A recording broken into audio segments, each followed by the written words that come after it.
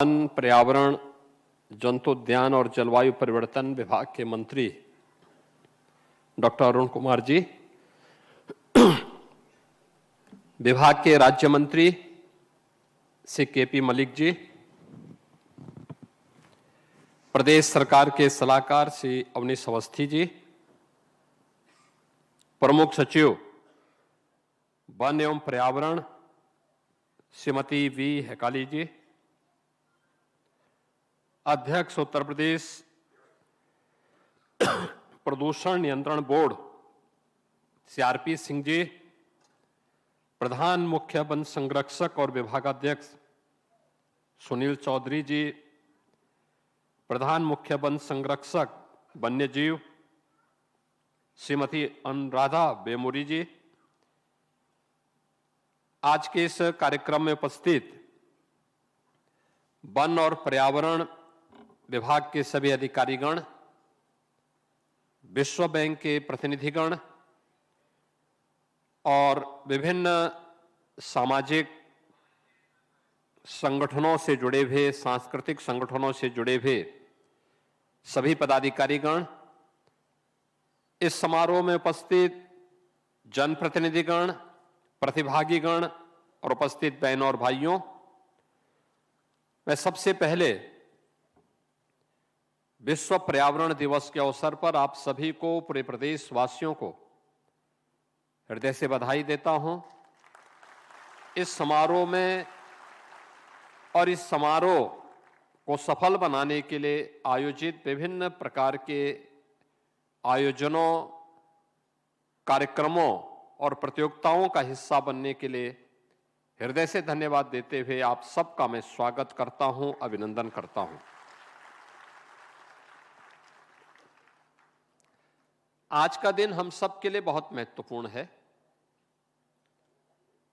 और महत्वपूर्ण इसलिए है क्योंकि एक सामान्य बोलचाल की भाषा में भी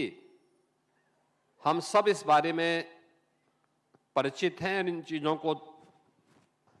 अभ्यास करते हैं कि जल है तो कल है, वन है तो जीवन है। यानी एक दूसरे के साथ कैसे जीवन चक्र जुड़ा हुआ है, लेकिन उनकी हमने सर्वाधिक उपेक्षा भी की है और उस उपेक्षा की कीमत आज विश्व मानवता चुका रही है। हम में से हर व्यक्ति इस बात को महसूस करता है, जिसकी उम्र 40, 45 या 50 वर्ष की है, उसने अपने छोटे से जीवन के इस कालखंड में पर्यावरण के साथ हुए खिलवाड़ की कीमत को किस रूप में हम चुका रहे हैं, उसने मौसम चक्र को बदलते हुए देखा होगा। हम लोग इस बात को देखते हैं कि इससे पहले, यानी आप देखेंगे आज से 25 वर्ष पहले मौसम का जो चक्र होता था उसमें और आज में लगभग 1 से 1.5 महीने का अंतर आ गया है। परिणाम क्या है? उत्तर प्रदेश जैसे राज्य के लिए या भारत जैसे देश के लिए, जिसके बारे में कहा जाता है ये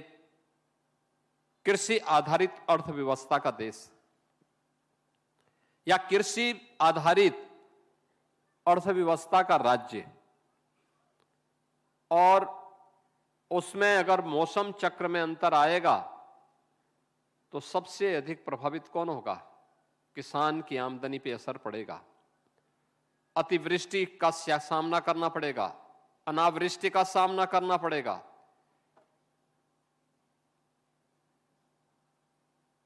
खाद्यान्न का संकट खड़ा हो सकता है और पूरी दुनिया आज उन चीजों से चिंतित भी है और उनके लिए असमय घटित होने वाली प्राकृतिक आपदाएं एक चेतावनी भी है। उन्हीं चेतावनियों से बचने के लिए हम उपाय कर सके ऐसा नहीं कि हमारे पूर्वजों ने या भारत की ऋषि परंपरा ने पर्यावरण के प्रति हम सबको आगाह न किया हो। आप वेदों की परंपरा में अब आएंगे, हम सब इस बात को जानते हैं, हम सब, एक सामान्य भारतीय भी इस बात को मानता है कि हम सबका एक संस्कार रहा है। हम सब अपने आप को इस धरती माता के पुत्र कहते रहे हैं। माता भूमि, पुत्रोहम पृथिव्या के रूप में हम सब ने सदैव इस बात को महत्व दिया। श्रीलंका में भगवान राम विजय प्राप्त करते हैं, लेकिन विजय प्राप्त करने के बाद लक्ष्मण से कहते हैं कि हमारा काम हुआ, अब वापस अयोध्या चलना है। लक्ष्मण जी ने कहा कि लंका सोने की बनी है, कुछ दिन यहां रहा जाए, अब तो काम हो ही गया है। भगवान राम ने उस समय बहुत अच्छी बात कही थी, और जो बात कही थी वह आज भी उतनी ही प्रासंगिक हर एक नागरिक के लिए है, और कम से कम भारतीयों के लिए है जो प्रभु श्री राम के प्रति अपनी सदैव उन्हें अपने इष्ट के रूप में मानता है। उनके प्रति हर एक सुख में, दुख में, अपने हर उस पक्ष में जिस नाम का स्मरण करता है वह प्रभु राम का है।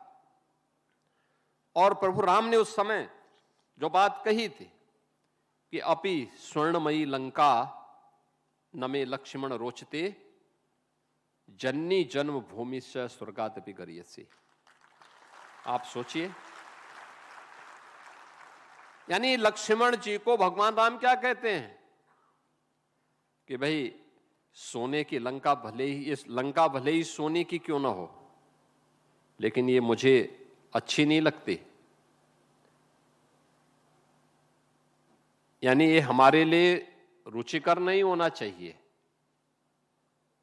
क्योंकि हम सब का संस्कार क्या है